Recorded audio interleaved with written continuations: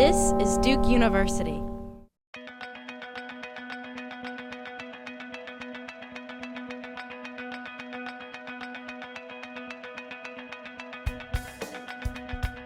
Think about how the world is changing in the way that we consume durable goods.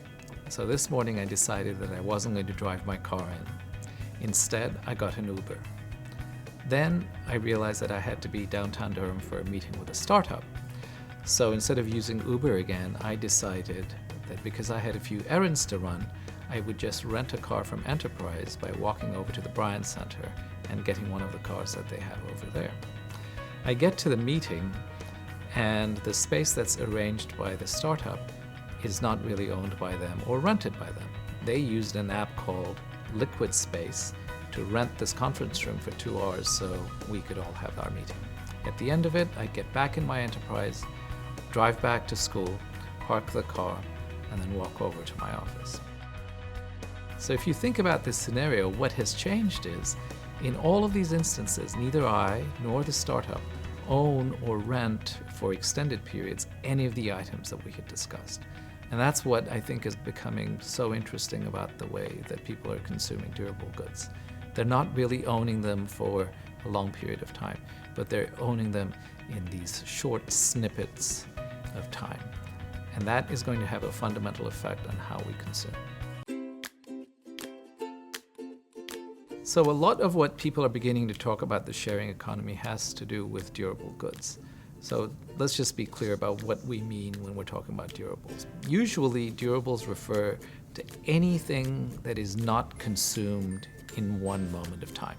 So if you think about cars or machinery or computers, houses, etc., things like this, they're consumed over a long period of time, and then after they're consumed, they're not necessarily finished. What that means is that there may exist another second-hand market for this. So if you have a car, you've used it for 5 years, you can turn around and sell the car. Presumably there will be a buyer who will want a 5-year-old car, and then the process goes on and on. Eventually the car is so beat up that it ends up being scrapped. That's when it completely exits from the market and has no further effect. But until then, it plays an important role.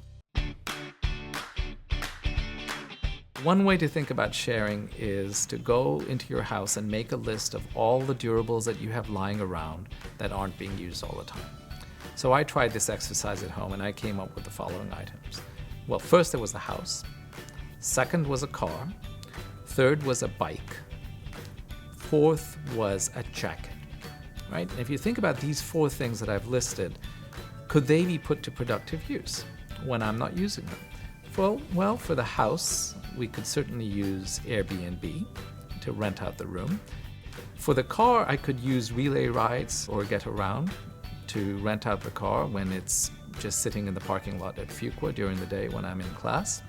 For the bike, I could use Spin Lister that specializes in renting bikes and other sporting goods equipment. And for the jacket, I don't know yet a way that I could rent it out, but I do know that I could sell it on a site like Yerdle. The point here is that we're using assets that we have and putting them to productive use, because when they're sitting idle, they're not being used. But if we start using them or letting other people use them, we can earn rents and at the same time meet the needs of somebody else. That, in essence, is what's going on with the sharing economy. The best way to think about sharing economy and markets in which items are shared is by going back to thinking about what we call two-sided markets. And two-sided markets are very simple.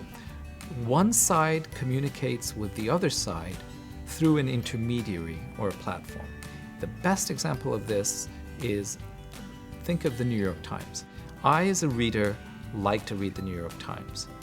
The advertisers know that I like to read the New York Times, and so they place their ads on the New York Times website. What this does is, New York Times is the platform, and it has 2 sides. On one side are readers like me, and on the other side are advertisers who want access to readers like me. Using that same model, we can also think about the enterprise car I had talked about renting earlier from the Bryant Center.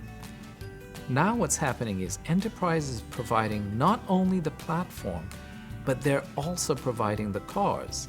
And on the other side of the market are users such as myself who want to rent the car for an hour. Now just think about how the market has changed. It's no longer a one-day rental. It's now a micro rental or a micro lease for an hour at a time.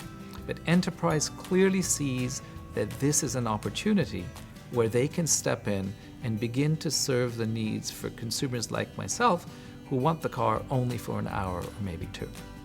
Continuing with this example about cars, let's take it a little bit further. Now we move away from enterprise, which was already renting cars to consumers, and now you think about a company like Getaround. What Getaround is doing is that it's getting many owners of cars who are willing to rent out their cars on one side of the platform. And on the other side of the platform, they're getting people, consumers, who want to rent cars for a short period of time. So now the platform is going to be provided by Getaround, and the cars and the drivers or the renters are going to come from the market itself. Now I want to give an example where the manufacturer is getting involved in renting out the car. And in this particular case, BMW now is playing around with the idea that consumers can rent for half an hour at a time, or longer if they wish, their electric car, which they're calling the i3. And in this instance, consumers pay an average price of about $12 for each 30 minutes that they have the car. Even though we're not completely sure about how the world would change when it comes to the sharing with respect to durables, there is one clear example within the last 10 years that we have seen, and that has to do with how people are consuming music. We used to buy CDs. Now, more and more people are moving away from buying CDs at all. In fact, the data over the last 10 years has a steady decline in the number of CDs being sold. Instead, people initially began downloading and purchasing songs from iTunes, for example.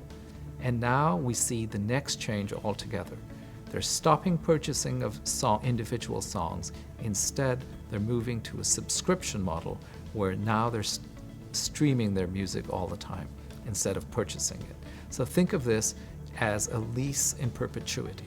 You're paying $5 a month for the rest of your life to consume all the music that you want. Think about the counterpart for a car. Suppose we did something like that for a car. I know I'm pushing the limits on how much I can go in terms of making connections between cars and music, but I hope you get the idea that once we can change the way we consume or the units in which we can consume, we will see a very different world.